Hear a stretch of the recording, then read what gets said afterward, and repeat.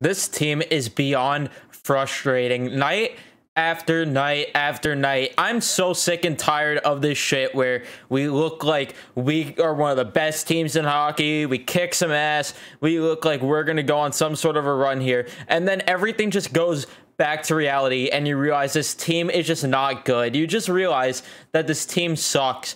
Unbelievable. Terrible performance all around. I thought Kravtsov was the best forward for the Rangers tonight. He didn't end up getting a point or anything, but he was by far the best forward in my opinion. You had David Quinn shuffling the lines also, which pissed me off. But I want to make it clear because Twitter does not seem to care that I'm making it clear that I'm not blaming David Quinn shuffling the lines for the loss. Listen, it pissed me off that he did it, but at the same time, you had Zibanejad miss an open net. Heedle miss an open net. And that's ultimately the reason you lost this game. 2 open net chances. It's tied at 4 and you're going to overtime. But obviously, that's not the case. We did not score those 2 wide open net shots. You had Blackwell hit one off of the post or the crossbar, whatever that ended up hitting that one shot attempt. And it just was not a good game from any standpoint. Lazy defense. No shots on goal as per usual. We never shoot the puck. That's just not new. The power play, oh, they showed up for a game and then they just went back down to earth like I said before. Oh, you want to get penalty kill? Well, we end up laying up 1 power play goal tonight. Just terrible, terrible play tonight. You know what isn't terrible though? Fade grips and using the code Python, to get fade grips. You can get yourself grips on your controller just like this. Get yourself controller cases. You can get yourself some snapbacks, get yourself some hoodies, shirts, whatever you want. Click the link in the description, use code Python. While you're going down there, you might as well leave a like on the video. And if you are new, subscribe, turn your notifications on while you're at it also. And be sure to follow me on Twitter as well, because I do tweet after the games to give your thoughts, give your questions, send me whatever you want your way to talk about this game. I only wanted to talk about this game first before the Mets because this game pissed me off. I wanted to get all the frustration off my chest from this game so I could relax, breathe, and enjoy talking about the Mets after. And thank God baseball season's here. I can't stand this team anymore. I'm falling asleep watching them. It's at least with the Mets, it's expected for them to frustrate me when they do. Like, it's just expected of them.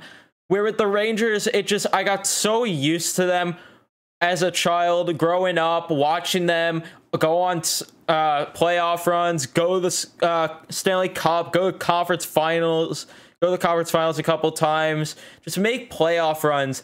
And it just made me so spoiled with the Rangers that now that they are not a good team, and they haven't been for a while, don't get me wrong, so I should be used to it at this point.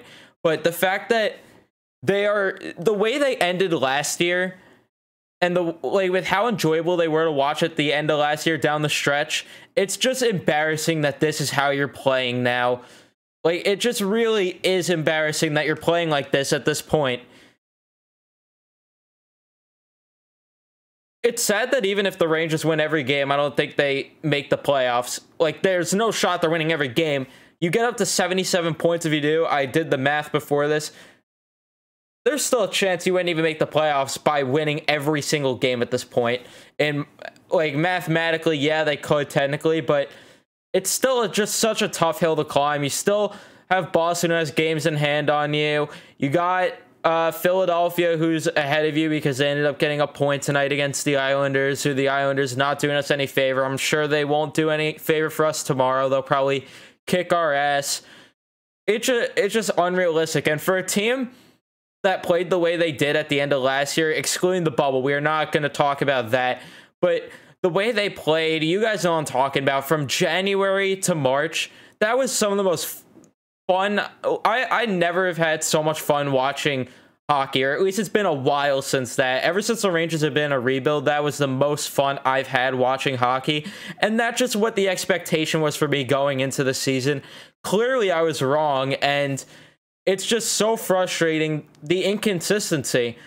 And it's just clear as day what the issues are, and I don't understand how the issues have not been addressed by now and how they haven't been addressed at all this season. I just don't understand it at all. Truly don't.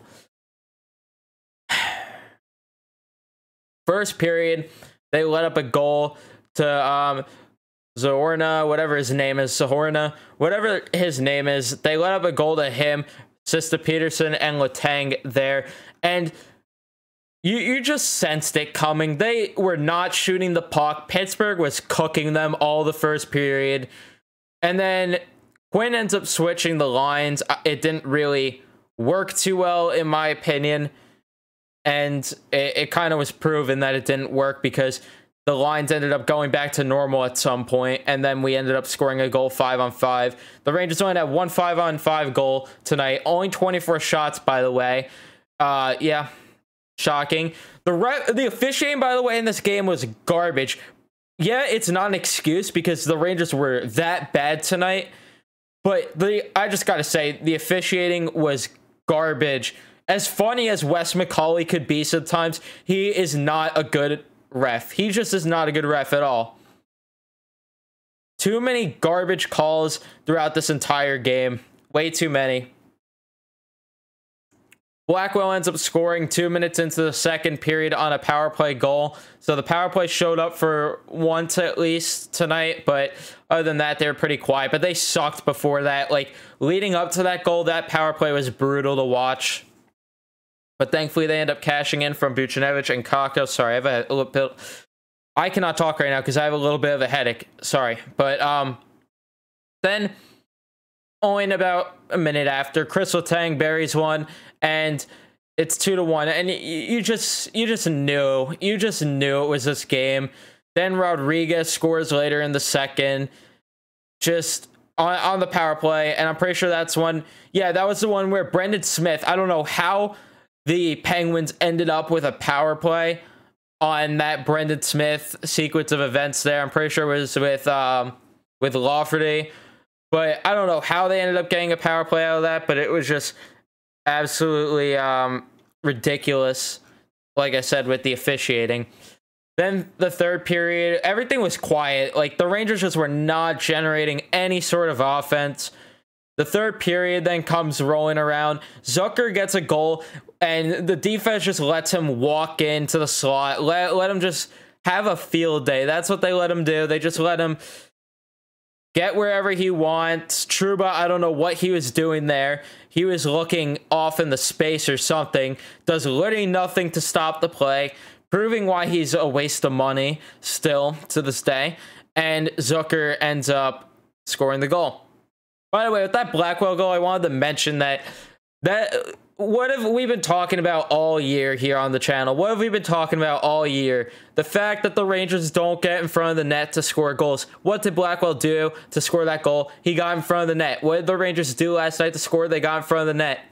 It's not about making the goals flashy. It's about it's about getting the goals themselves. And Kevin Rooney did another perfect example of that. Fox sets up a great play, gets an apple to keep his point streak alive, thankfully, and Kevin Rooney ends up getting a goal. And then the Rangers start showing. This is where the Rangers do this every single night. Every single night they're getting their ass kicked. So here's how it goes with the Rangers. So the nights that they are kicking their opponent's ass, or they have a lead, they disappear for the last 5 minutes, and then when they're getting their ass kicked, they decide, hey, for the last 5 minutes, let's show up and play some hockey, and let's show that we could come back and win this. They give you the false hope with the Rooney goal, and then John Kowski, whatever his name is, ends up scoring the goal, and that's the empty netter, and the Penguins win this. Just embarrassing performance. Embarrassing. And now you got to play the Islanders. You don't have Shesterkin. You're playing probably Georgiev or Kincaid. Both have not played in over a week and a half. This is not going to be pretty by any stretch of the imagination. Nothing good is to come from tomorrow's game. Nothing good's to come.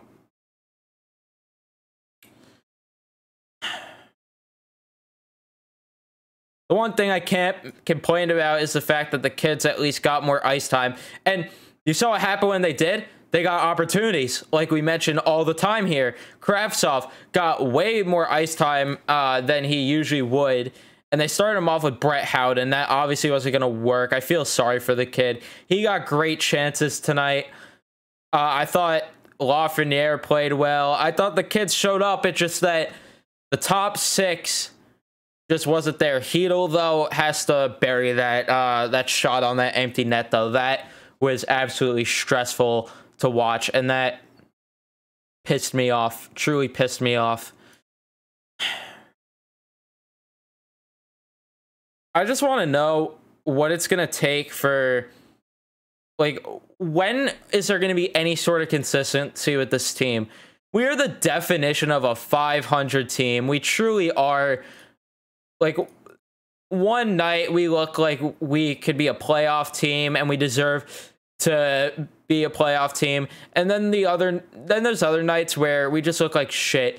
It's our longest win streak. Have we got to 3 wins in a row this season? Like, I truly wonder, have we? Because I really don't think so. And if we did, what a fluke of a win streak there. I'm trying to look right now as I speak here, and I don't think we've actually won 3 games in a row this season, which is embarrassing if we really have not. Doesn't look like it. It sure doesn't. Yeah, no, we haven't won 3 games in a row this season. We have not won 3 games in a row this season, and we definitely could have. Like I said, going back to the game against Washington that we lost 5-4, that 2-1 game against Philly, there was such a great chance to get a long win streak going. Oh, no, we have won 3 in a row, actually. I'm looking here. March 20th to the 25th. We beat Washington, we beat Buffalo, and we beat Philly. So there you go. There was our only 3-game win streak of the year. You're just not going to be a playoff team if you have only... You're not going to be a playoff team if you only could win 3 games in a row once in a season. It's just not going to happen. It's just not. And I'm tired of... Believe me, I don't want to be someone that just is a Debbie Downer and just kills everyone's mood when they say this team can make the playoffs. But realistically, what have you seen from this team that you think they could? Yeah, there's nights where they show up and they look like it, like I mentioned, but they just are way too inconsistent. They just are way too inconsistent. And in a 7-game series, I really don't think you could rely on this team for winning one. I really don't think you could rely on this team for winning one.